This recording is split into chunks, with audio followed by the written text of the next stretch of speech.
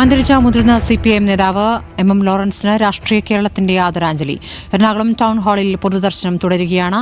വസതിയിലും എറണാകുളം ജില്ലാ കമ്മിറ്റി ഓഫീസിലും പൊതുദർശനത്തിന് ശേഷമാണ് മൃതദേഹം ടൗൺ ഹാളിൽ എത്തിച്ചത്. മുഖ്യമന്ത്രി പിണറായി വിജയൻ, നടൻ മമ്മൂട്ടി അടക്കം രാഷ്ട്രീയ സാംസ്കാരിക രംഗത്തെ നിരവധി പേർ അന്തിമോപചാരം അർപ്പിച്ചു.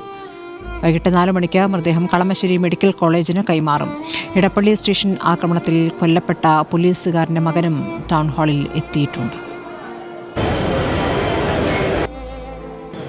ലോറൻസ് ചേട്ടൻ എന്നെ സംബന്ധിച്ചിടത്തോളം എൻ്റെ ഒരു പിതൃതുല്യനായിരുന്നു. ഒത്തിരി സ്നേഹമുള്ളൊരു വ്യക്തിയാണ്. കാരുണ്യപൂർവ്വം എന്നോട് പെരുമാറിയ വ്യക്തികളിൽ ഒരാളാണ്.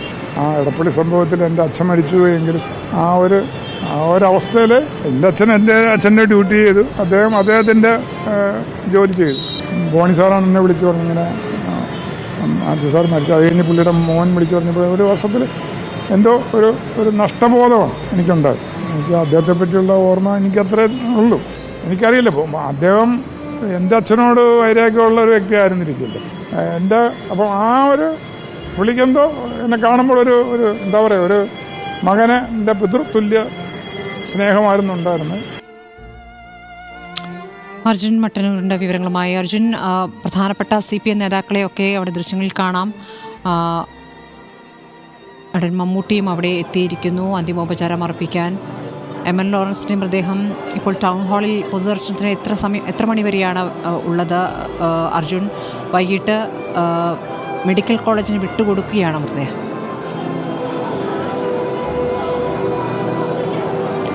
സ്മൃതി, പൊതുദർശനം ഇപ്പോഴും തുടരുകയാണ്. അതായത് എറണാകുളം ടൗൺ ഹാളിലാണ് രാവിലെ 9 മണി മുതൽ CPMൻ്റെ മുതിർന്ന നേതാവായ MM ലോറൻസിൻ്റെ മൃതദേഹം പൊതുദർശനത്തിനായി വെച്ചിരിക്കുന്നത്.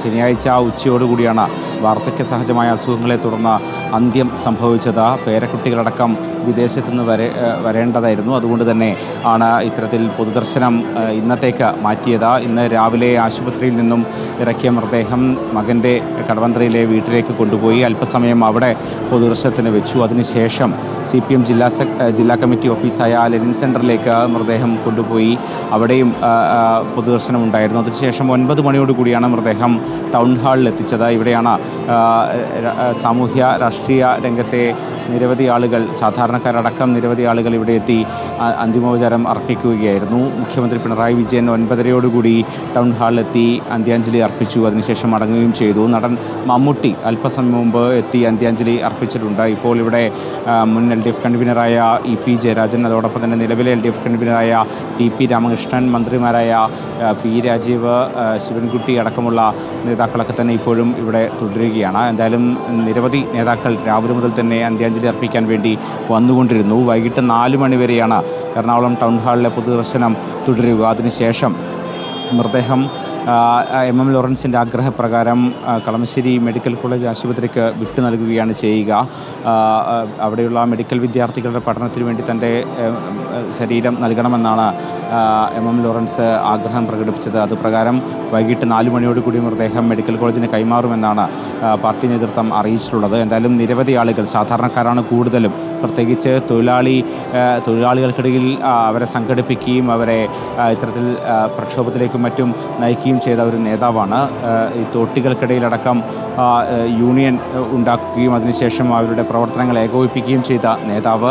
അതോടൊപ്പം തന്നെ ട്രേഡ് യൂണിയനിലെ ഏറ്റവും പ്രധാനപ്പെട്ട നേതാവ് മാത്രവുമല്ല, പാർട്ടിക്കാർക്കിടയിൽ പ്രത്യേകിച്ച് സാധാരണക്കാർക്കിടയിലടക്കം വലിയ തോതിൽ ജനകീയനായ ഒരു നേതാവാണ് വിടവാങ്ങിയിരിക്കുന്നത്. നേരത്തെ നമ്മൾ കാണിച്ച ലോറൻസിന് അന്തിമോപചാരം അർപ്പിക്കാൻ നേതാക്കളും പ്രവർത്തകരും അവിടേക്ക് ഒഴുകിയെത്തിക്കൊണ്ടിരിക്കുകയാണ്.